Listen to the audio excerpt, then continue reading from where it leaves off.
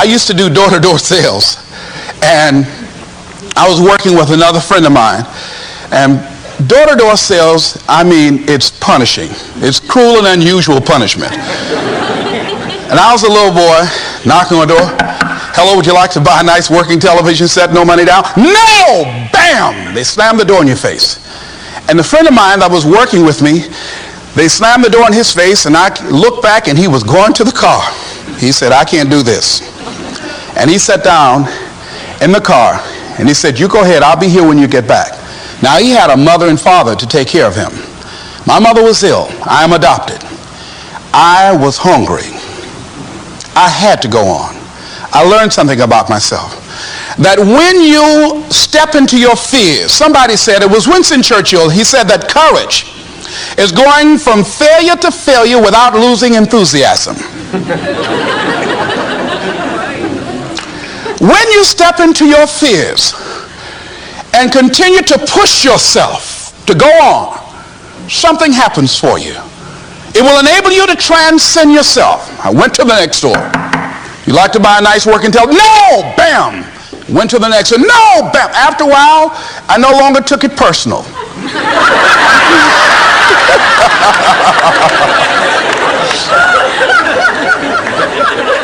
And I began to play a game. I said, well, I know there's a yes out here somewhere, and I'm going to keep on until I find it. And I'm not going home until I do. And I continued to knock on doors. And then somebody eventually would say yes. And I said, are you sure? And I would go in there and I would get the sale. When you have something you want to do, if you don't develop the courage to do that which has been given you to do, and you spend a lot of time going around trying to convince other people or trying to get their approval, what will happen is that you will lose your nerve. And other people will convince you that what you're doing doesn't have any value, and you'll give up on your dream. It's an interesting thing about life, I've also found, that if you don't have the courage to act, sometimes and particularly if you have something special to do, life will move on you. If it were not for life, I would still be a disc jockey. I didn't just leave voluntarily to go to the state legislature. I was fired. I was working on a job, and I came home one day. I was married at the time, and I told my former wife, I said, that guy Bert I work for is stupid. She said, if he's so stupid, why does he sign you a paycheck? Now, you see why I divorced her, right? I couldn't stand her. That night, I could not sleep well. Here was a guy that was controlling my life. I was going through all kinds of changes because this man controlled my paycheck. And it was Carlyle who said, truth crushed to earth shall rise again. Winston Churchill said, the truth is incontrovertible. Malice may attack it, ignorance may deride it, but at the end there it is. And we know scripture that says, ye shall know the truth, and the truth shall set you free. And the truth that I had to come to grips with, that I wasn't in charge of my destiny. The truth was that I wasn't giving all that I had. The truth was that there are some things that I wanted to do, but I didn't have the courage to act on those things.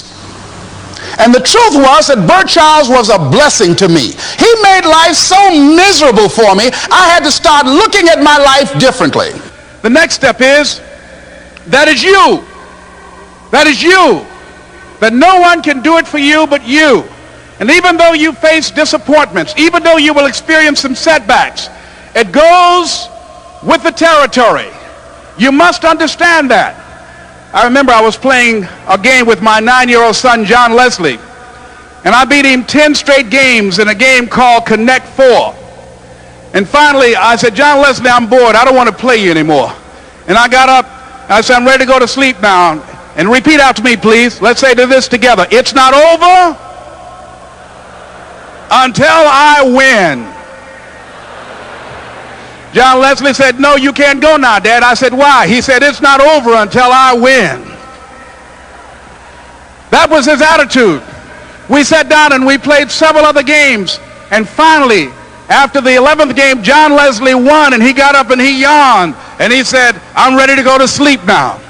And I'm saying to you, what if all of us took that attitude after we face a rejection and a no, or we have a meeting and no one shows up, or somebody say, you can count on me, and they don't come through?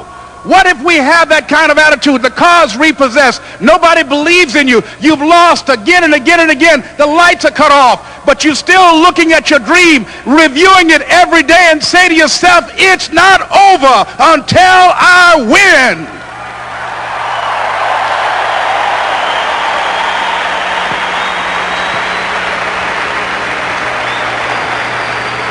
Life will yield to you. Now here's the next step. Repeat after me, please. It's possible. I can live my dream. It's necessary. I work on myself.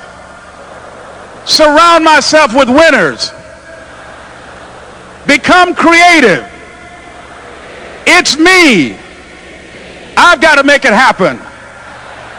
It's not over until I win.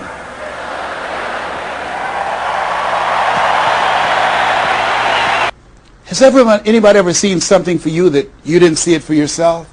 I didn't see that for myself. Maybe that's why my favorite book says, eye is not seen, ear has not heard, nor has entered the heart of mankind what God has in store for you. Because of what he saw in me, he inspired me. He gave me a vision of myself beyond my circumstances, beyond my mental conditioning, and beyond the job where I was, because I thought I was just a disc jockey. I love that. I master a microphone. You drop me in any city, I can master a microphone. I can turn a city upside down with a microphone.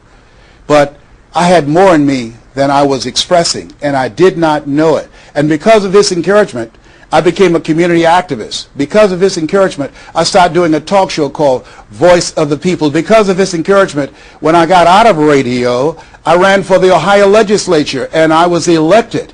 And because of his encouragement, I passed 14 bills my first term. Because of his encouragement, I was elected 3 times and became the chairman of the Human Resource Committee. Because of his encouragement, I became a public speaker. Because of his encouragement, I became an author. Because of his encouragement, I did a show for King World called The Les Brown Show, and they paid me $5 million, $2 million not to speak. Because of his encouragement, I produced specials for PBS, public television. They said, you couldn't do that. You don't have a college education. It's educational television. Because of his encouragement, I did so many things I had absolutely no idea that I could do. I encourage you to live full and to die empty. There's more in you right now than just working on a job where they pay you just enough to keep you from quitting, and you work just hard enough to keep from getting fired. And when you make the decision and identify that key area of your life that you need to make a radical change, things will begin to open up for you. Now here's the other thing that's very important. Once you identify your goal, I want you to get, if possible, a visual picture of your goal. My major goal was to buy my mother a home.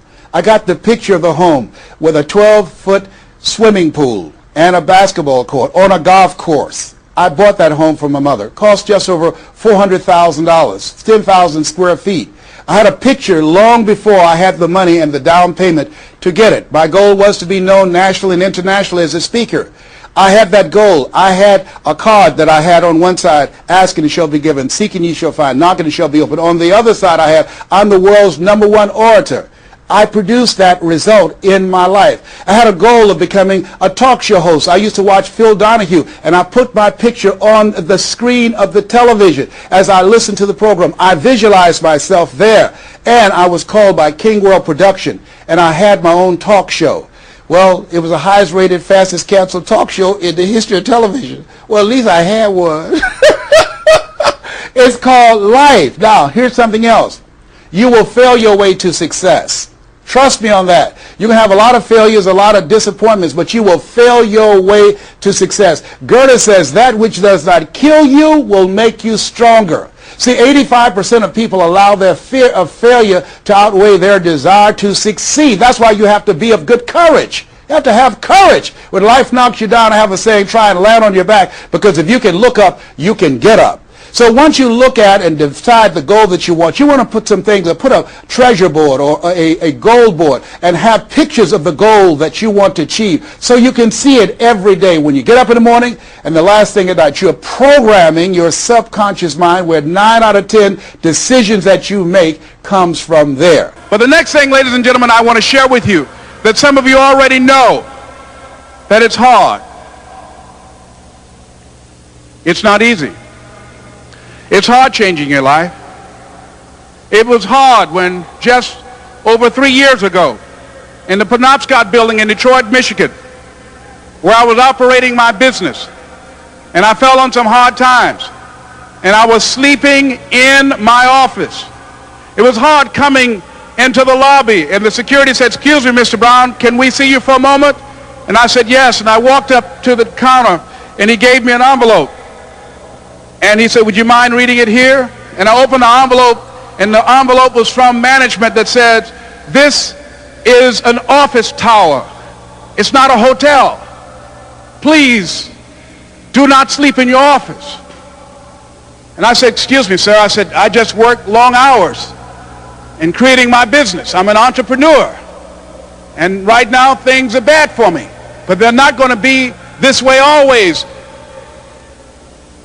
And I just asked for the opportunity to continue to operate like I'm doing. I'm not trying to make this my home." And it was hard coming through the lobby. And sometimes they would laugh. There's a guy talking about becoming successful. And look at him. He's bathing in the bathroom upstairs on the 21st floor. He sleeps on the floor. Him and 2 other dreamers up there. Look at him. It was hard, ladies and gentlemen, coming to speak to people. And I was facing financial difficulties in my own life. I was behind on my bills and my dreams, and I'm saying to them, you can live your dream. It was hard, ladies and gentlemen. It was very difficult to pick myself up each day believing that I could do it. There were times that I doubted myself. I said, "God, why is this happening to me? I'm just trying to take care of my children and my mother. I'm not trying to steal or rob from anybody. Why did this have to happen to me?" It was very hard. And here's what I want to say to you. For those of you that have experienced some hardships, don't give up on your dream. No one could have convinced me by holding on, by continuing to push forward, by continuing to run toward my dream, that one day I would have my own talk show.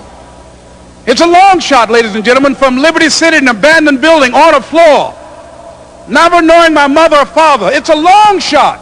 Being here with you today in this dome in Atlanta, it's a long shot. No college training, labeled educable, mentally retarded, but I kept running toward my dream.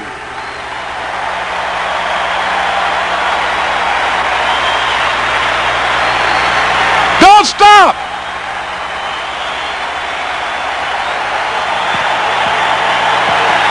Don't stop.